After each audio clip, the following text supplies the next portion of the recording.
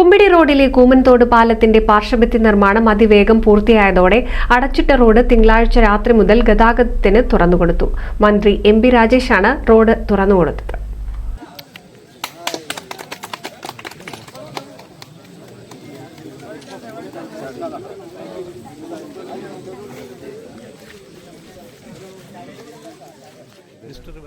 മാസ ടെൻഡർ കാലാവധിയുള്ള നിർമ്മാണ പ്രവൃത്തി 45 ദിവസം കൊണ്ടാണ് കരാറുകാരായ KDS എഞ്ചിനീയറിംഗ് കൺസ്ട്രക്ഷൻ കമ്പനി പൂർത്തിയാക്കിയത്. 2018 പ്രളയത്തെ തുടർന്നാണ് കൂമൻതോട് പാലത്തിന്റെ സംരക്ഷണ ഭിത്തി തകർന്നത്. 41 ലക്ഷം രൂപ ചിലവിൽ കരിങ്കൽ കഷ്ണങ്ങൾ ഇരുമ്പ് വലയ്ക്കുള്ളിലാക്കിയുള്ള ഗാബിയോൺ സാങ്കേതിക വിദ്യ ഉപയോഗിച്ചാണ് 26 മീറ്റർ പാർശ്വഭിത്തി നിർമ്മാണം നടത്തിയത്. റോഡ് ഗതാഗതത്തിന് തുറന്നുകൊടുത്തെങ്കിലും മഴക്കാലത്തിന് ശേഷമേ ടാറിംഗ് നടക്കുകയുള്ളൂ. നിർദ്ദിഷ്ട കുറ്റിപ്പുറം പട്ടാമ്പി റോഡ് വികസനം കൂടി കണക്കിലെടുത്താണ് ഓരോ ഭിത്തി നിർമ്മാണം നടത്തിയിട്ടുള്ളത്. 2018 പ്രളയത്തിൽ തകർന്ന കൂമാൻതോട് പാലത്തിന്റെയും ഈ റോഡിന്റെയും സ്ഥിതി എന്തായിരുന്നു എന്നുള്ളത് എല്ലാവർക്കും അറിയാം.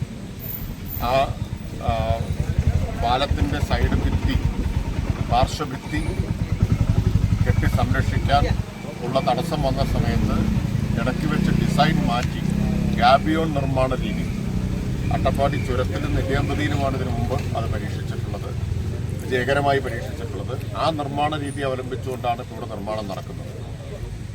ഇത്രയും ദിവസമായിട്ട് ഗതാഗതം പൂർണ്ണമായിട്ട് മുടങ്ങിയിരിക്കുകയായിരുന്നു.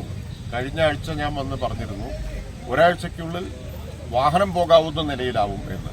അപ്പം അതിനു മുമ്പ് തന്നെ, ഒരാഴ്ച തികയുന്നതിന് മുമ്പ് തന്നെ ഇപ്പോൾ പറഞ്ഞ വാക്ക് പാലിച്ചിരിക്കുന്നു. വാഹനം പോകാവുന്ന നിലയിലായിരുന്നു.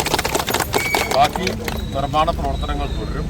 റോഡിൻ്റെ ടാറിംഗ് പ്രവൃത്തി മഴ മാറിയതിനു ശേഷം തുടരും. അപ്പം അതോടുകൂടി ഇത് മികച്ച നിലവാരമുള്ള റോഡായിട്ട് മാറും. ഇപ്പോൾ ഇതുവരെയുള്ള ദുരിതത്തിന് അറുതിയായിരിക്കുകയാണ്.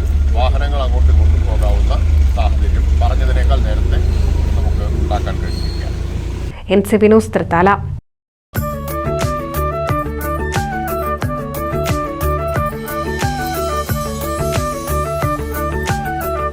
35 വർഷത്തെ വിശ്വസ്ത പാരമ്പര്യവുമായി എന്നും എപ്പോഴും കൂടെയുണ്ടെന്ന വിശ്വാസം. Basith wedding mall, Basith arcade, Poonkottukulam, Tirur.